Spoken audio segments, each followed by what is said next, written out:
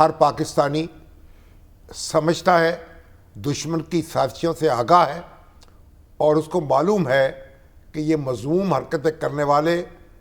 یہ چند لوگ ہیں، ان کا تعاقب کرنا ہے، ان کا پیچھا کرنا ہے، اور ان کو کیفر کردار تک پہنچانا ہے۔ بلوچوں کے اور پشتونوں کے اور پنجابیوں کے اور سندھیوں کے درمیان کوئی دراڑ جو ہے پیدا نہیں ہو سکتی۔ وہ سب الحمدللہ ہم پاکستانی ہیں،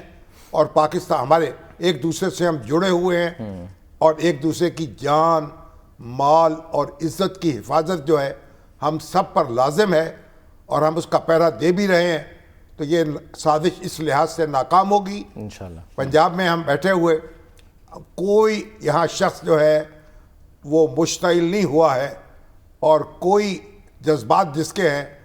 کسی پشتون کے، کسی بلوچ کے خلاف نہیں بھڑکے ہیں، بلکہ ان دہشت گردوں کے خلاف بھڑکے ہیں جو اپنا نام کچھ بھی رکھ لیں، لیکن ان کے پیچھے جو لوگ ہیں، جو عناصر ہیں، ہم ان کو اچھی طرح جانتے ہیں اور اچھی طرح پہچانتے ہیں۔ یہی بات اور ہم ان کو شکست فاش دیں گے، ان سے لڑیں گے، اور جب تک ان کو شکست نہیں دے لیں گے چین سے نہیں بیٹھیں گے۔ ریاست سر اسی عزم کا اظہار بھی کر رہی ہے۔ آج ہم نے دیکھا کہ بہت ایکٹیو رہے، ظاہر سی بات ہے سی ایم بلوچستان، اور ہمارے وزیر اعلیٰ جو ہے بلوچستان کے سرفراز بگٹی صاحب، انہوں نے کہا کہ ہمیں اب بہت شدت سے کام کرنا پڑے گا، بہت محنت کرنی پڑے گی، اور وہ بھی سر دھڑ کی بازی لگانے کو تیار ہے۔ تو جب تک ایسے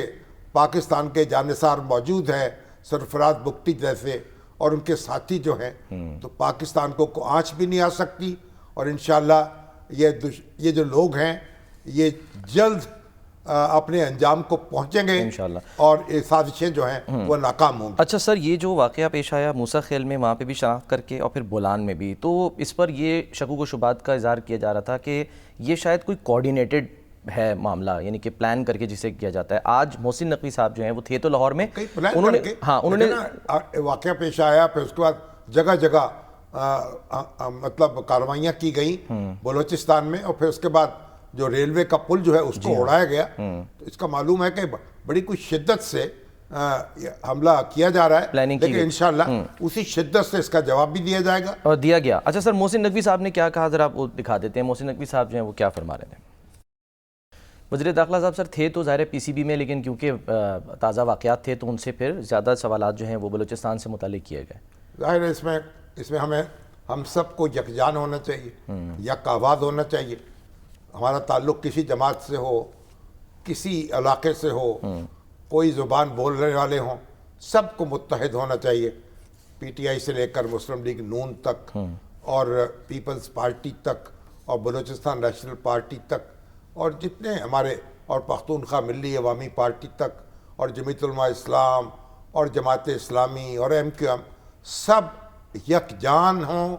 یک آواز ہیں، اور انشاءاللہ مقابلہ کریں گے۔ جو دیکھیے پاکستان ایک جمہوری مملکت ہے، یہاں آپ کو جد و جہد کرنے کی اجازت ہے،